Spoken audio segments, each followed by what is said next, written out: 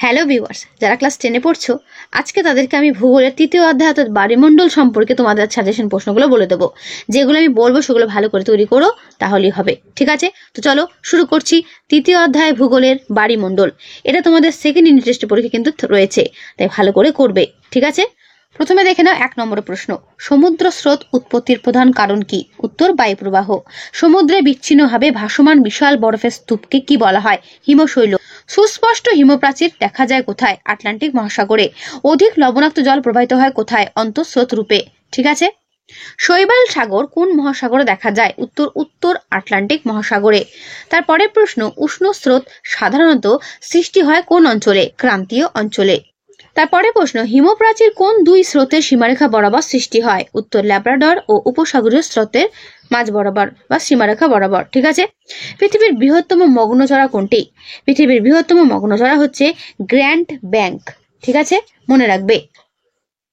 তারপরে প্রশ্ন, কোন সমুদ্র স্রোতটি 3টি মহাসাগরে বয়ে যায়?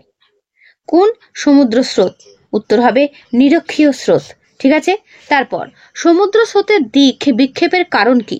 সমুদ্র স্রোতের দিক বিক্ষেপের কারণ হচ্ছে কোরিওলিস বল। ঠিক আছে, তারপরের প্রশ্ন, মহাসমুদ্রের কোন স্থানটি মৎস্য আহরণে বিখ্যাত?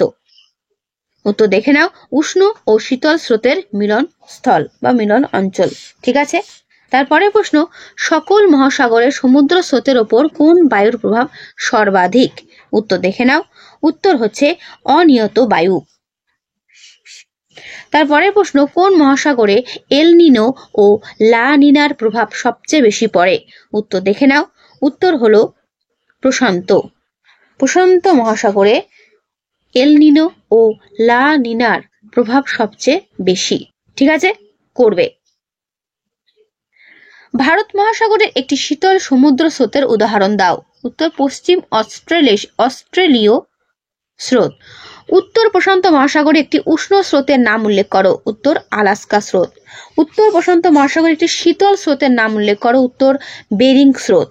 উত্তর আটলান্টিক মহাসাগরের শীতল স্রোতের উল্লেখ করো। উত্তর হচ্ছে ল্যাব্রাডর স্রোত। ঠিক আছে, এগুলো মনে রাখবে। কোন কোন মহাসাগরের কি কি স্রোত রয়েছে? উত্তর আটলান্টিক মহাসাগরের একটি উষ্ণ স্রোতের নাম উত্তর উষ্ণ উপসাগরীয় স্রোত। দক্ষিণ প্রশান্ত মহাসাগরের একটি উষ্ণ স্রোতের নাম কি হবে? উত্তর হচ্ছে নিউ সাউথ ওয়েলস স্রোত বা পূর্ব অস্ট্রেলীয় স্রোত। ঠিক আছে, দক্ষিণ আটলান্টিক মহাসাগরের একটি উষ্ণ স্রোতের নাম কি? উত্তর ব্রাজিল স্রোত। দক্ষিণ আটলান্টিক মহাসাগরের শীতল স্রোতের নাম হচ্ছে বেঙ্গুয়েলা স্রোত। ঠিক আছে, দক্ষিণ প্রশান্ত মহাসাগরের শীতল স্রোতের নাম কি? উত্তর পেরু বা হামবোল্ট স্রোত। ওকে, মোট সমুদ্র স্রোতের প্রায় কত শতাংশ বহিঃস্রোত? উত্তর মোট সমুদ্র স্রোতের 10%, 10%। তারপরে প্রশ্ন, পৃথিবীর বৃহত্তম মগ্নচড়া কোন মহাসাগরে অবস্থিত? উত্তর পৃথিবীর বৃহত্তম মগ্নচড়া নাম হচ্ছে গ্র্যান্ড ব্যাংক, যার ক্ষেত্রফল 96,000 বর্গ কিলোমিটার, গভীরতা 90 মিটার। আটলান্টিক মহাসাগর এটি কিন্তু অবস্থিত। ঠিক আছে, মগ্নচড়ায় কোন মৎস্য খাদ্য সর্বাধিক পরিমাণে পাওয়া যায়? উত্তর প্ল্যাঙ্কটন। তারপরে প্রশ্ন, কোন এককের সাহায্যে সমুদ্র স্রোতের মাধ্যমে জলপ্রবাহের পরিমাণ মাপা হয়? উত্তর সেভিয়ার ড্রুপ বা ভাদ্রুপ। ইম্পর্টেন্ট রয়েছে। তারপরের প্রশ্ন, সমুদ্র জলে উষ্ণতার তারতম্যের প্রধান কারণ কি? উত্তর সূর্যরশ্মির পতন কোণ, তার কারণে। হিমপ্রাচীর কোন মহাসাগরে দেখা যায়? উত্তর আটলান্টিক মহাসাগরে। সমুদ্র জলের একই স্থানে ওঠানামা করাকে কি বলে? বলে সমুদ্র তরঙ্গ। ঠিক আছে, তারপরের প্রশ্ন, নিউ ফাউন্ডল্যান্ডের কাছে ঘন কুয়াশা ও ঘূর্ণিঝড় সৃষ্টির কারণ কি? উত্তর উপসাগরীয় স্রোত ও ল্যাব্রাডর স্রোতের মিলনের জন্য। তারপর সমুদ্র স্রোত উৎপত্তির মূল কারণ কোনটি? উত্তর বায়ু প্রবাহ। কোন দুটো স্রোতের মিলনে জাপান উপকূলে কুয়াশা হয়? উত্তর উষ্ণ কুরোশিয়া ও শীতল ওয়াশিওর কারণে। ঠিক আছে, মানে এই দুটো স্রোতের মিলনের জন্য জাপান উপকূলে কুয়াশা হয়। ঠিক আছে, এরপরের প্রশ্ন, পৃথিবীর আবর্তনের ফলে পৃথিবীর কেন্দ্রে উৎপন্ন বহির্মুখী শক্তিকে কি বলে? করবে। তারপরের প্রশ্ন, কোন জোয়ারের সাথে বান ডাকার সম্পর্ক আছে? পশ্চিমবঙ্গের কোন নদীতে বান ডাকে? প্রত্যেকটার উত্তর নিচে দেওয়া রয়েছে, দেখে নিও। পৃথিবী থেকে চাঁদের দূরত্ব কত? কোন তিথিতে ভরা কোটাল হয়? মরা কোটাল হয় কোন তিথিতে? করবে। সিজিগি শব্দের অর্থ কি? যোগ বিন্দু। সূর্যের আকর্ষণে সৃষ্ট জোয়ারকে কি বলে? পূর্ণিমা তিথিতে সিজিগি অবস্থাকে কি বলে? যে কোনো দুটি জোয়ারের সমন্বয়ের ব্যবধানকে কি বলে? জোয়ারের অন্তর বলা হয়। ঠিক আছে, এগুলো হচ্ছে 1 নম্বরের জন্য করবে। এবার 2 নম্বরে দেখে নাও, বাড়িমণ্ডল কাকে বলে বা বাড়িমণ্ডল বলতে কি বোঝো? করবে। সমুদ্র স্রোত কি? ঠিক আছে। তারপরে প্রশ্ন, সমুদ্র তরঙ্গ কি? এগুলো প্রত্যেকটা প্রশ্ন 2 নম্বরের করবে। কোরিওলিস বল কি? ফেরেলের সূত্র কি? গায়র বা কুণ্ডলী কাকে বলে? করবে। শৈবাল সাগর কাকে বলে? ঠিক আছে, যেগুলো আমি হাইলাইট করে দিচ্ছি সেগুলো ভালো করে করবে। যদি পারো সঙ্গে ছবি আঁকতে আরো ভালো হয়। ঠিক আছে। মগ্নচড়া বা ব্যাঙ কি? এর পুরো উত্তর ঠিক এই পর্যন্ত শেষ হলো। পৃথিবীর বিখ্যাত কয়েকটি মগ্নচড়া গুরুত্ব লেখো। করবে। প্ল্যাঙ্কটন কি? ঠিক আছে, করবে। হিমপ্রাচীর কাকে বলে? হিমশৈল বলতে কি বোঝো? হিমশৈলের বৈশিষ্ট্য ও গুরুত্ব লেখো। তারপরে প্রশ্ন, জোয়ার ভাটা কাকে বলে? ভরাকোটাল বলতে কি বোঝো? তারপর মরাকোটাল বলতে কি বোঝো? করবে। ঠিক আছে, দেখে নাও, পুরো উত্তরটা ভালো করে দেখে নাও। ভরাকোটালকে সর্বোচ্চ জোয়ার বলা হয় কেন? সিজিগির কটি অবস্থা ও কি কি? সিজিগি কাকে বলে? ঠিক আছে। তারপরে প্রশ্ন, বানডাকা কাকে বলে? করবে।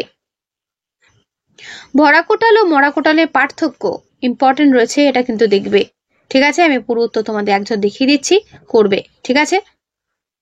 জোয়ার ভাটার সুফল ও কুফল গুলো লেখো, অথবা জোয়ার ভাটার ফলাফল কি? করবে। দেখে নাও, এই প্রশ্নগুলো যদি তোমাদের অন্য কোনো রাইটারের বই থাকে সবার কাছে, সেখান থেকেও অ্যান্সার গুলো করতে পারো, কোনো রকম কোনো অসুবিধা নেই। শুধু প্রশ্নগুলো ভালো করে তোমরা দেখে নিতে পারো। ঠিক আছে, কারণ অনেকের কাছে কিন্তু অন্যান্য রাইটারের বই রয়েছে, চিন্তার কোনো কারণ নেই, সমস্ত অ্যান্সার তোমরা পেয়ে যাবে। চাঁদের অ্যাপোজি ও পেরিজি অবস্থান কি, অথবা অ্যাপোজি জোয়ার কাকে বলে? দেখে নাও পুরো উত্তর। যদি পারো সঙ্গে ছবিটাকে দিতে আরো ভালো হয়। কোন কোন স্থানে জোয়ার ভাটা সময়ের ব্যবধানে 6 ঘন্টার বেশি কেন হয়?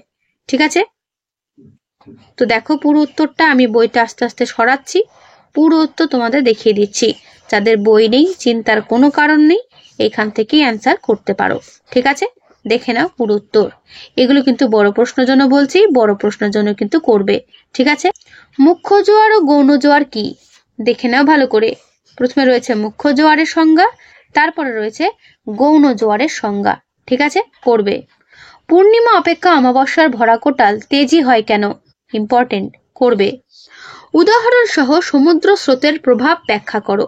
ঠিক আছে, প্রভাবগুলোর মধ্যে যে পয়েন্টগুলো রয়েছে সেই পয়েন্টগুলো ভালো করে লিখবে। যেরকম ধরো, জলবায়ুর উপর প্রভাব কোনগুলো? জলবায়ুর উপর প্রভাবের মধ্যে পড়ছে উষ্ণতার প্রভাব, বৃষ্টিপাত ও তুষারপাতের প্রভাব, তারপর রয়েছে মরুভূমি সৃষ্টি, কুয়াশা, ঝড়ঝঞ্ঝা, তারপর দ্বিতীয় রয়েছে জলবায়ুর পরিবর্তনের প্রভাব, আর তৃতীয় রয়েছে মগ্নচড়া সৃষ্টি ও বাণিজ্যিক গুরুত্ব। ঠিক আছে, তো এই পর্যন্তের উত্তরটা শেষ হলো, করবে।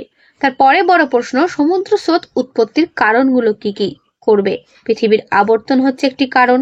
ঠিক আছে, আর কি কি কারণ রয়েছে? বায়ু প্রবাহ রয়েছে কারণ। যে কারণগুলো পয়েন্ট করে করে রয়েছে, পয়েন্টগুলো ভালো করে লিখবে। দেখে নাও, পুরো উত্তরটা ভালো করে দেখে নাও। সমুদ্র জলের উষ্ণতা, লবণতা ও ঘনত্ব। ঠিক আছে, তো এর পুরো উত্তরটা ঠিক তোমাদের এই পর্যন্ত শেষ হলো। ওকে, আরো 2-3টে পয়েন্ট রয়েছে পরের পাতাতে দেখাতে স্কিপ হলো, এটাও দেখে নিও। এর পুরো উত্তরটা ঠিক এই পর্যন্ত শেষ হলো। শীতল স্রোত ও উষ্ণ স্রোতের মধ্যে পার্থক্য। করবে। ঠিক আছে। এল নিনো ও লা নিনার ওপর সমুদ্র স্রোতের প্রভাব লেখো। করবে।